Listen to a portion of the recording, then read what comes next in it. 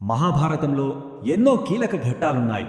కానీ వాటన్నింటిలోకి అత్యంత ముఖ్యమైనది పాండవుల జీవితాన్ని తలక్రిందులు చేసిన ఆ ఒక్క ఘట్టం, అదే ఆ పాచికల ఆట. దాని గురించి మనం ఇప్పుడు తెలుసుకోబోతున్నాం. చూశారు కదా, పాండవుల జీవితాన్ని పూర్తిగా మార్చేబోయే ఆ జూదం ఇప్పుడు మొదలవుతోంది. ఈ మాట వింటుంటేనే మనకు తెలుస్తోంది ఏదో పెద్ద ఉపద్రవం ముంచుకొస్తోందని. నిజానికి ఆ ఒక్కరోజు జరిగిన సంఘటనలే మొత్తం కథను మలుపు తిప్పాయి. ఒక గొప్ప సామ్రాజ్యం పతనానికి, ఒక మహా సంగ్రామానికి దారితీశాయి. సరే, అసలు ఈ ఆట ఎక్కడ మొదలైంది? కథ హస్తినాపురం వెళ్తుంది. అక్కడ పాండవులలో పెద్దవాడైన ధర్మరాజు యుధిష్ఠిరుడికి కౌరవుల నుంచి ఒక ఆహ్వానం వస్తుంది. దేనికి? పాచికలాటకి. వినడానికి మామూలుగానే ఉన్నా అది తిరస్కరించలేని ఒక పిలుపు అన్నమాట.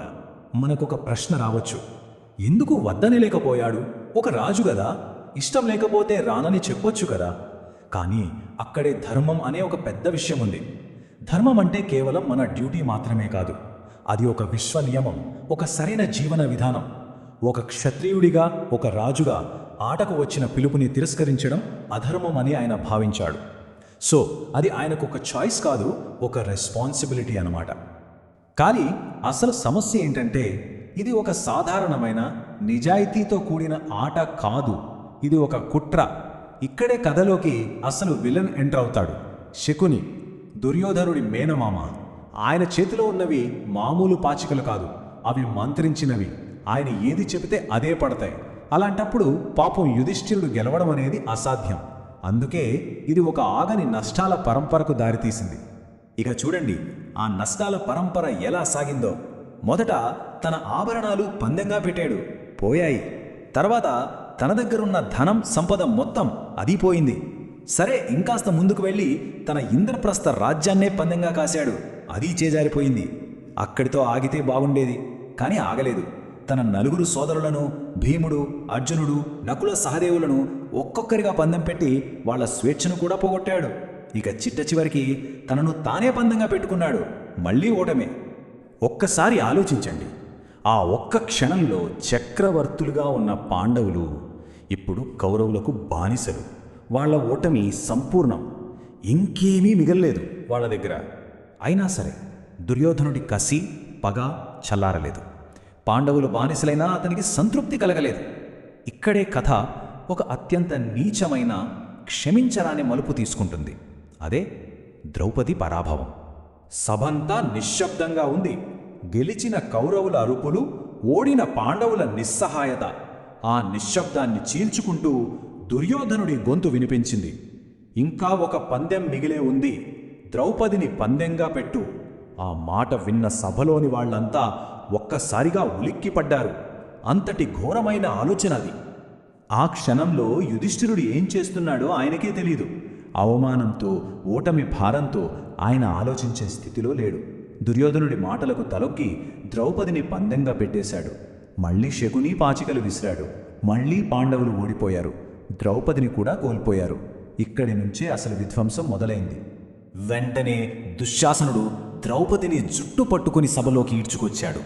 ఆ నిండు సభలో అవమానంతో రగిలిపోతూ ఆమె అక్కడున్న పెద్దలందరినీ ఒక సూటి ప్రశ్న అడిగింది. ఒకే ఒక్క ప్రశ్న. ముందు తనను తాను ఓడిపోయిన యుధిష్ఠిరుడికి నన్ను పందెంగా పెట్టే హక్కు అసలు ఉందా?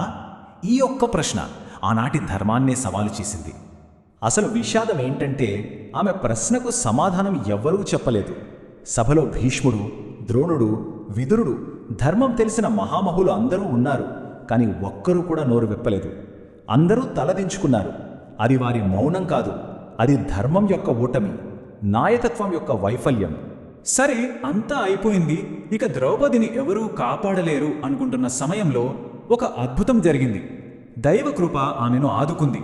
కానీ అదే సమయంలో ఒక భయంకరమైన శపథానికి కూడా అది దారితీసింది. దుశ్శాసనుడు ఆమె వస్త్రాపహరణానికి ప్రయత్నిస్తున్నాడు. ఆ నిస్సహాయ స్థితిలో ద్రౌపది తన 2 చేతులు జోడించి శ్రీకృష్ణుడిని ప్రార్థించింది. గోవిందా, నన్ను రక్షించు అని ఆర్తనాదం చేసింది. ఆమె ప్రార్థన ఆ భగవంతుడికి చేరింది. దుశ్శాసనుడు ఎంత లాగినా ఆమె చీర అనంతంగా వస్తూనే ఉంది. ఇది చూసి సభలోని వాళ్లంతా నివ్వెరపోయారు. దైవకృపతో ఆమె మానం రక్షించబడింది. ఇదంతా చూస్తున్న భీముడికి గొళ్ళు మండిపోయింది. అతని కళ్ళు ఎర్రబడ్డాయి. ఆ కట్టలు తెంచుకున్న క్రోధంతో సభ మొత్తం దద్దరిల్లేలా ఒక భయంకరమైన శపథం చేశాడు. ఈ అవమానానికి ప్రతీకారంగా ఇదే దుశ్శాసనుడి రొమ్ము చీల్చి ఆ రక్తాన్ని తాగుతాను. ఇది కేవలం కోపంతో అన్న మాట కాదు, ఇది రాబోయే కురుక్షేత్ర యుద్ధానికి బీజం వేసిన శపథం. మనం ఒకటి స్పష్టంగా గుర్తుపెట్టుకోవాలి, మహాభారత యుద్ధానికి ఎన్నో కారణాలు ఉండొచ్చు, కానీ అన్నింటికన్నా ముఖ్యమైన తక్షణ కారణం మాత్రం ద్రౌపదికి జరిగిన ఈ అవమానమే. ఇది ధర్మానికి అధర్మానికి మధ్య యుద్ధాన్ని అనివార్యం చేసింది. ఇక్కడి నుంచి వెనక్కి వెళ్లే మార్గం మూసుకుపోయింది. ఈ పరిణామాలన్నీ చూసి చెడు శకునాలు కనిపించడంతో రాజు ధృతరాష్ట్రుడికి భయం వేసింది. జరగబోయే వినాశనాన్ని ఊహించి ఆయన జోక్యం చేసుకున్నాడు. పాండవులను విడుదల చేసి వాళ్ళు కోల్పోయినవన్నీ తిరిగి ఇచ్చేశాడు. కథ ఇక్కడతో సుఖాంతమవుతుందనుకుంటే పొరపాటే. దుర్యోధనుడి పగ పట్టుదల అలాంటివి కావు. అతను మళ్ళీ ఇంకో ఆటకు పిలిచాడు. ఈసారి పర్యవసానం మరింత దారుణం. అదే వనవాసానికి దారితీసింది. సో ఇప్పుడు మనం ఈ రెండు ఆటల మధ్య తేడాను చూద్దాం. మొదటి ఆటలో పందెమేంటి? రాజ్యం, సంపద, స్వేచ్ఛ. కానీ రెండో ఆటలో పందెం అది కాదు. ఈసారి ఓడిపోతే వాళ్లకి భయంకరమైన వనవాసం తప్పదు. ఇది వాళ్ల తలరాతను పూర్తిగా మార్చేసే షరతు. ఆ షరతులు ఏంటో చూద్దాం. 12 సంవత్సరాలు వనవాసం చెయ్యాలి. అంటే అడవుల్లో కందమూలాలు తింటూ ఒక సన్యాసిలా బ్రతకాలి. అది పూర్తయ్యాక మరో సంవత్సరం పాటు అజ్ఞాతవాసం. అంటే ఎవరికీ కనిపించకుండా తమ గుర్తింపును దాచుకుని బ్రతకాలి. ఒకవేళ ఆ సంవత్సరంలో ఎవరైనా వాళ్లను గుర్తుపడితే మళ్ళీ 12 ఏళ్ల వనవాసం మొదలవుతుంది. ఎంత కఠినమైన షరతో చూడండి. విధిరాత చూడండి. మరోసారి యుధిష్ఠిరుడు ధర్మానికి కట్టుబడి ఆటకు ఒప్పుకున్నాడు. మళ్ళీ అదే శకుని, అదే మోసం, అదే ఓటమి. దీంతో పాండవులకు ఇక వనవాస మార్గం తప్పలేదు. అది ఖాయమైపోయింది. ఇక చక్రవర్తులుగా జీవించిన పాండవులు వల్కల వస్త్రాలు ధరించి అడవుల వైపు తమ సుదీర్ఘ ప్రయాణాన్ని మొదలుపెట్టారు. ఇక్కడితో ఒక అధ్యాయం ముగిసి ఇంకో కొత్త అధ్యాయం మొదలవుతోంది. మరి ఆ అడవుల్లో వాళ్ళు ఎలాంటి కష్టాలు పడతారు?